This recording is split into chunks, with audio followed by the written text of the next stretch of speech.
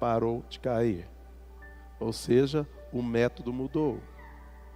Deus estava mostrando que não bastava só mudar de lugar, era preciso mudar a mentalidade. O que funcionava ali no deserto já não funcionava em Canaã. E a mesma coisa, meus irmãos, acontece comigo e com você. Às vezes Deus interrompe um sistema, não porque Ele te abandonou, mas porque Ele quer te levar a uma nova fase.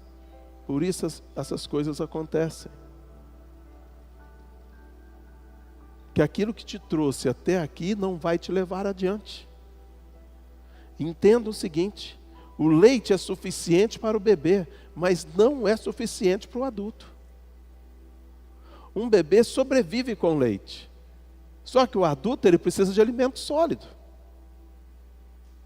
Se ele tentar viver apenas de leite, o que vai acontecer com ele? Ele vai enfraquecer. 1 Coríntios 3, verso 2 diz assim: eu lhes dei leite para beber, não pude alimentá-los com comida sólida, porque vocês ainda não podiam suportar. Nem ainda agora podem, porque vocês ainda são carnais.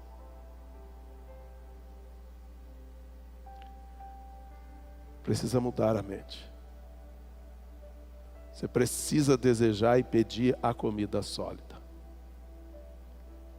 A rodinha de uma bicicleta lá ajuda a criança ali a se equilibrar, a andar. Só que ela não serve para quem precisa correr mais rápido. Aquilo que nos ajudou a começar ali a aprender a andar de bicicleta, que foram as rodinhas, elas podem nos atrapalhar se nós não largarmos ela. Quando chegar a hora certa. Então, se eu aprendi a equilibrar, eu tenho que tirar as rodas. Por quê? As rodinhas, por quê? Porque se eu deixar aquelas rodinhas lá, elas vão me atrapalhar. No namoro, flores e mensagens, meus irmãos, já bastam.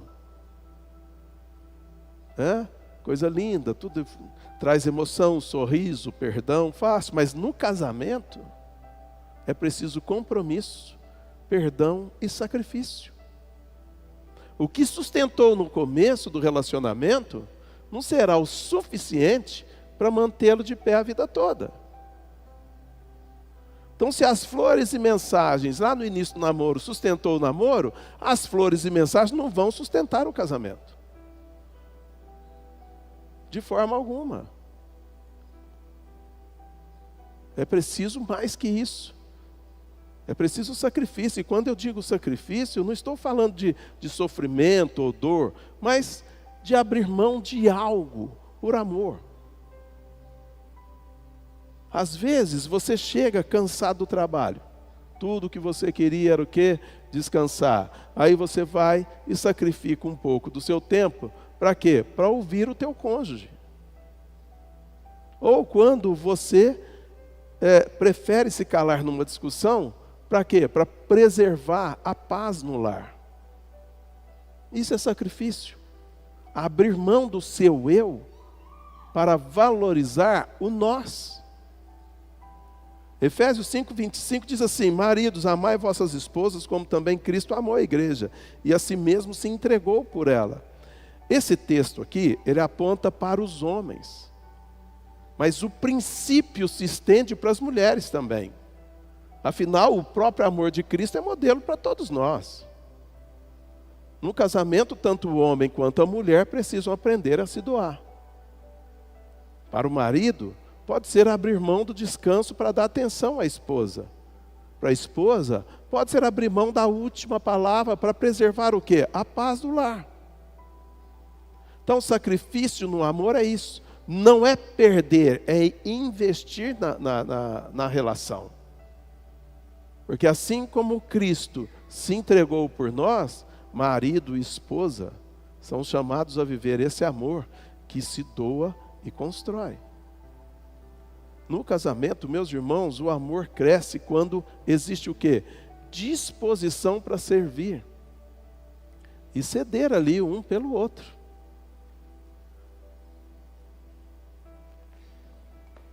Amém, igreja? No trabalho, o improviso pode te ajudar a começar. Só que o crescimento exige planejamento e responsabilidade. Então, o que funciona no pequeno, não funciona no grande. No início da fé, você vive de experiências.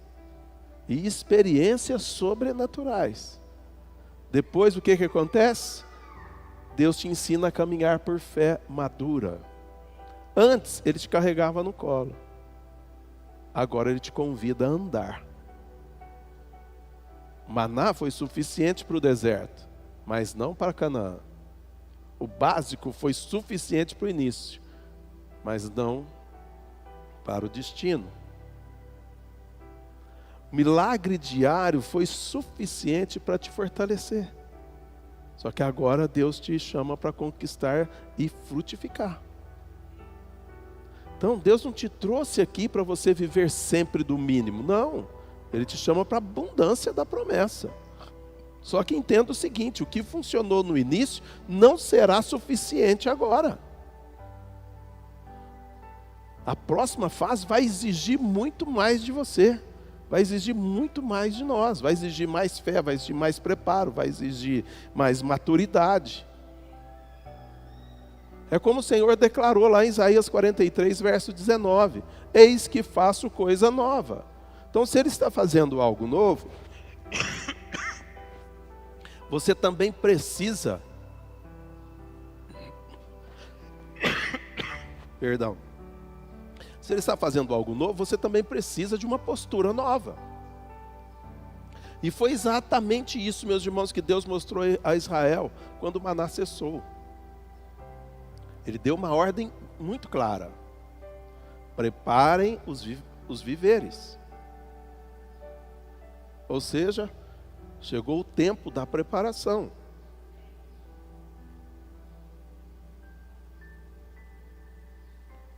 Antes, meus irmãos, eles apenas recolhiam ali o que caíam do céu.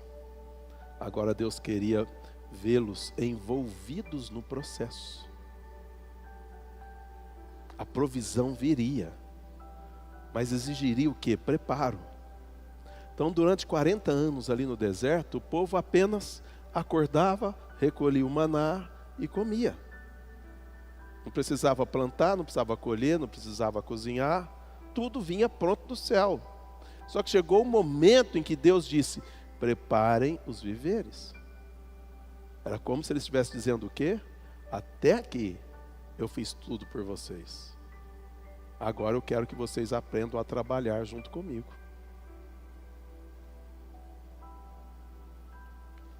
E aqui a gente aprende uma lição. Deus não quer filhos eternamente dependentes. O deserto foi um tempo de um cuidado paterno extremo. Mas Canaã seria o tempo da maturidade. Seria o tempo do envolvimento e daquela parceria com o Senhor. Então Canaã seria esse tempo, o tempo da parceria. No deserto eles viveram de milagres diários, mas em Canaã viveriam de promessas cultivadas. É como, meus irmãos, é como um pai que sustenta ali o seu filho pequeno em tudo. Mas quando o filho cresce, ele precisa aprender a ganhar o próprio pão. Se o filho não amadurecer, ele continuará infantil e frágil. Foi por isso que Paulo disse lá em 1 Coríntios 13:11. Quando eu era menino, eu falava como menino, eu sentia como menino, eu pensava como menino. Quando cheguei a ser homem, desisti das coisas próprias de menino. Ou seja, chegou a hora de amadurecer. E tem gente que não sai dessa fase, e insiste em ficar na fase de criança, pedindo leite para o pai, pedindo pão ainda para o Senhor todos os dias.